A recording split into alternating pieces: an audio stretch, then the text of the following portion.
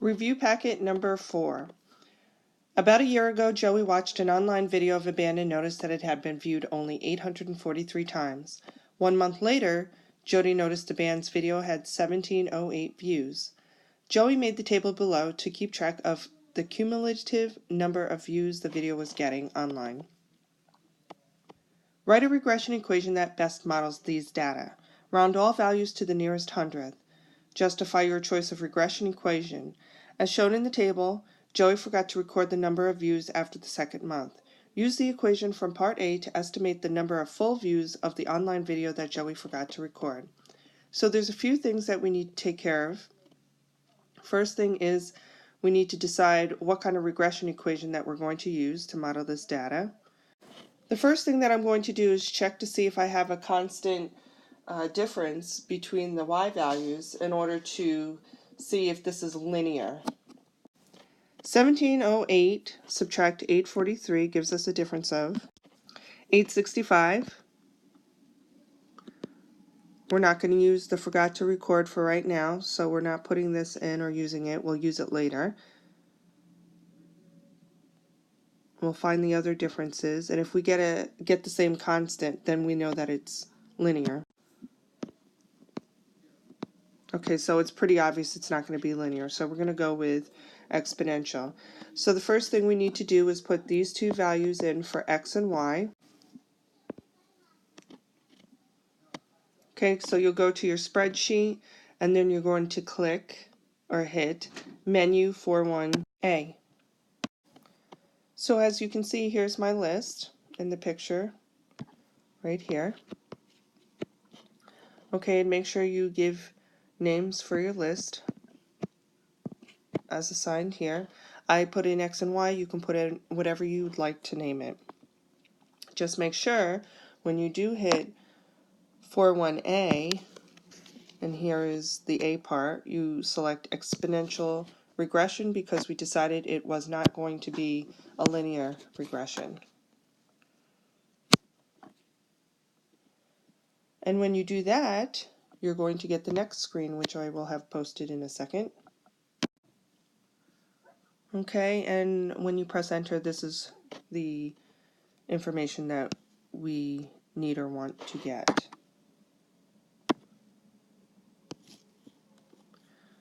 Okay, so there's the exponential regression portion right here.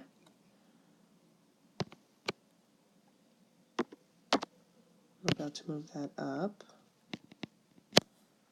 And I'm going to put this over here now.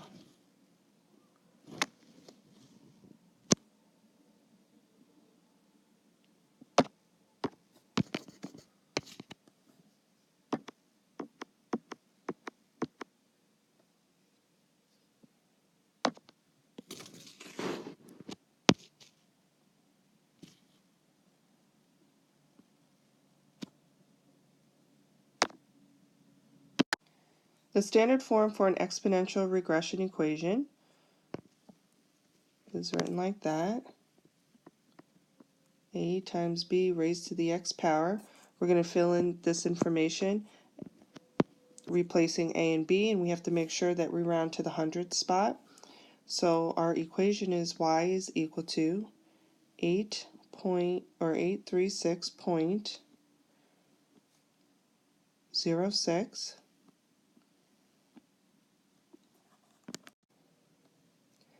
times b, rounded to the hundredth spot, is 2.05 raised to the x power. And the justification for my choice of regression, which is part 2 here, so I just did number 1 and I rounded correctly. Justification is that we decided, and you can write this down, I don't have room to write this down. We've decided that this is an exponential equation because it's growing at a faster or more rapid rate as opposed to a linear equation. And we want to find the value of the number of views for the second month. So now we're back to this value here. That's our value for x is 2, and we're going to come out with our value for y based on this regression equation. So y is equal to 836.06 times 2.05 raised to the second power. Plug that into your calculator and make sure you plug it in correctly. Put parentheses around the base, please. Okay, right here. And write down your output. And I get 3,514. So 3,514 views. Number 11. The table below lists the total cost for parking for a period of time on a street in Albany, New York.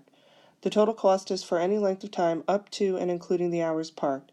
For example, parking for up to and including 1 hour would cost $1.25, and parking for 3.5 hours would cost $5.75. Graph the step function that represents the cost for the number of hours parked. So the key term is step function. So it's going to have to look like steps. So from 0 to 1, the total cost is going to be in including $1.25.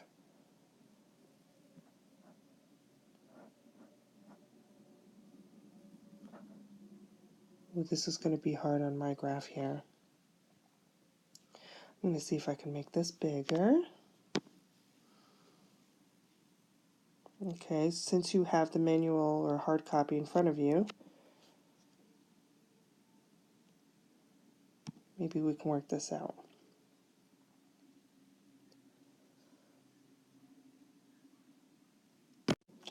Okay, so there's an open dot here at 0 and a closed dot at 1.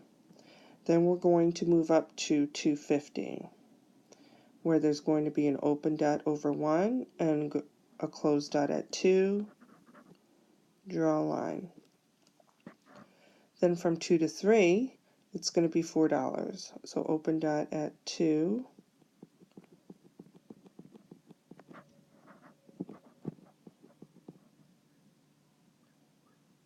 At 2, 4 that is. Close dot at 3. Draw the line. Then from 3 to 4 is $5.75.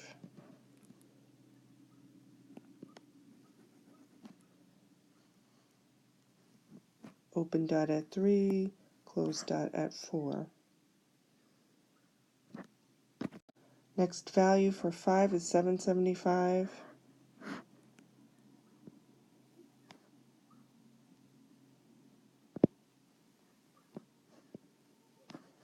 And then at 6 it's $10.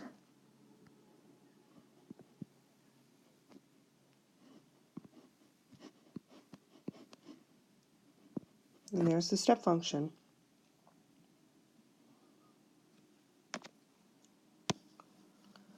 So it says now to explain how the cost per hour to park changes over the 6-hour period.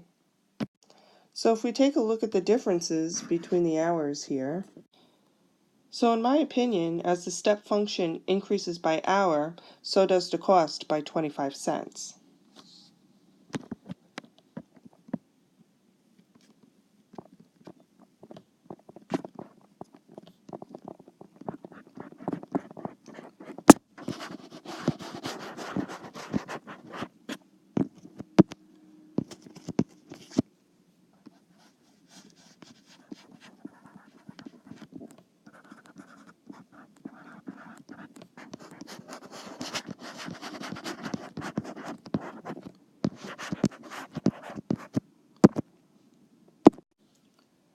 At an office supply store, if a customer purchases fewer than 10 pencils, the cost of each pencil is $1.75. And if a customer purchases 10 or more pencils, the cost of each pencil is $1.25. Let C be a function for which C of x is the cost of purchasing x pencils, where x is a whole number. So these are my two equations where they're given restraints on the domain, and I see this symbol right here that designates piecewise functions. So I have two functions, keep in mind the domain constraints, and I'm going to graph them according to the constraints. So you're going to select the graphing icon on your Inspire calculator. Make sure that there's only one tab. If not, go ahead and cancel out and start all over. As you can see right here,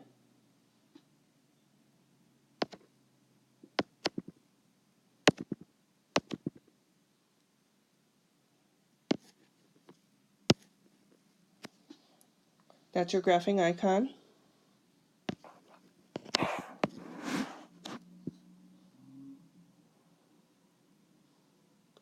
You're going to insert both of the graphs and look at the table, which you will see right here.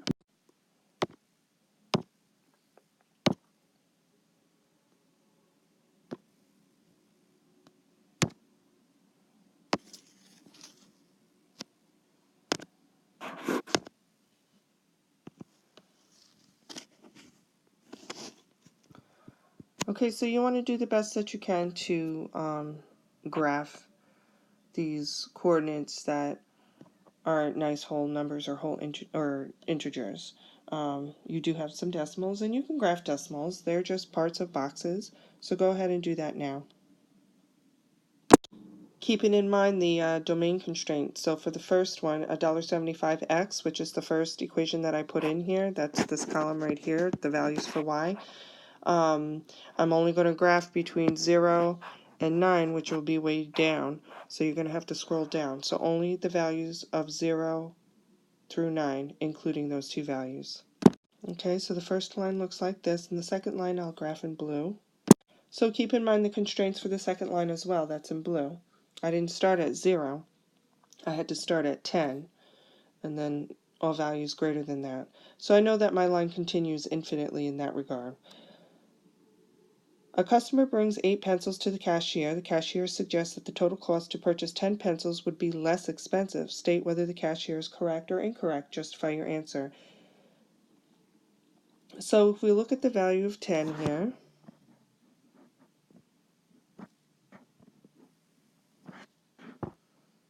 and we go up to its value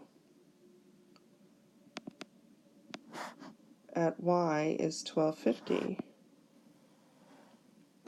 So it would cost $12.50 for 10 pencils according to this graph, as opposed to 8 pencils at $14.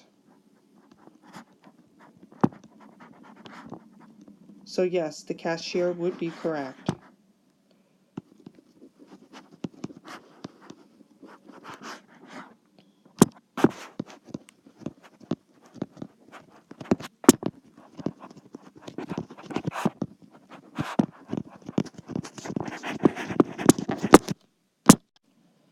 Number 14, use the data below to write the regression equation y is equal to ax plus b for the raw test score based on the hours tutored. Round all values to the nearest hundredth. So the raw test score based on hours tutored, this is my x, and raw base score is y. I'm going to put these two columns into my spreadsheet.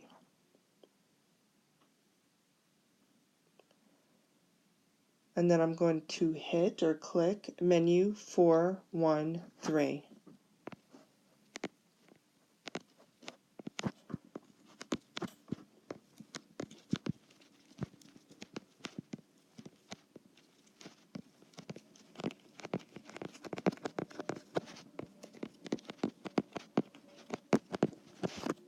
And just place the values of a and b inside for the equation. So rounded to the nearest hundredth spot, the equation you should have gotten is y is equal to 6.32x plus 2243.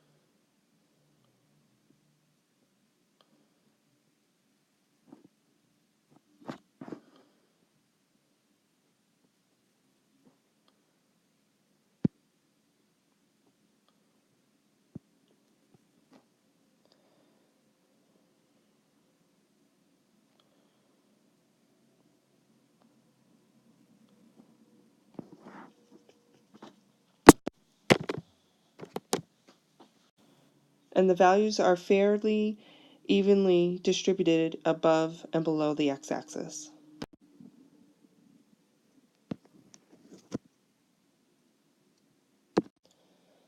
A local business was looking to hire a landscaper to work on their property. They narrowed their choices to two companies.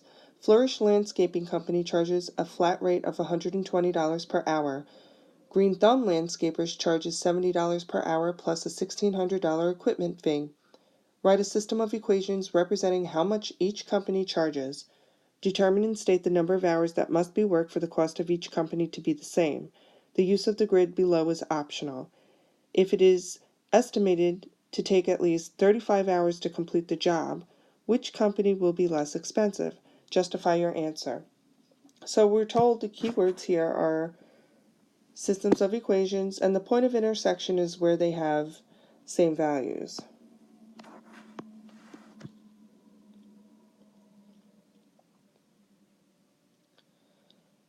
Okay, so there's three things we need to take care of to write the system of equations. Either solve them in order to find their point of intersection, where they're going to have the same values, as well as plug in some information or evaluate your graph to see which company will be less expensive when working 35 hours. I prefer not to use the graph.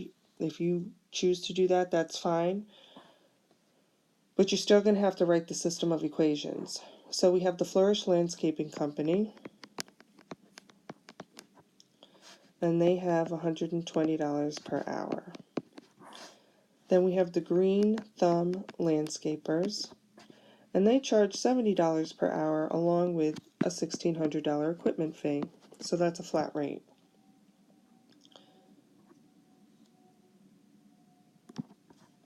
So my first equation is y is equal to 120x, and my second equation is y is equal to 70x plus 1600. So what I'm going to do in order to find what the equal values are, their point of intersection, is I'm going to set them equal to each other, or you can go ahead and put these into your graph or graphing calculator. I'm going to do it by hand.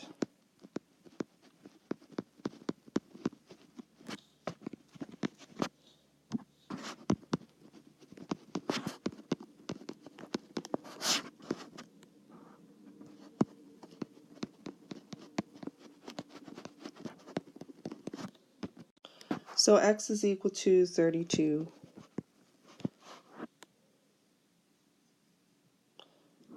So when x is equal to 32, which is the number of hours, we're going to substitute that in order to get y.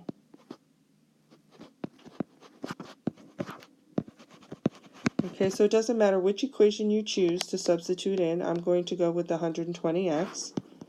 You get the same answer for each one. And we get a cost of $3,840. So for 32 hours, the cost is $3,840. Okay, so that's when they are at the same. So if it takes at least 35 hours to complete the job, which one's going to be less expensive? Well, let's substitute it and see.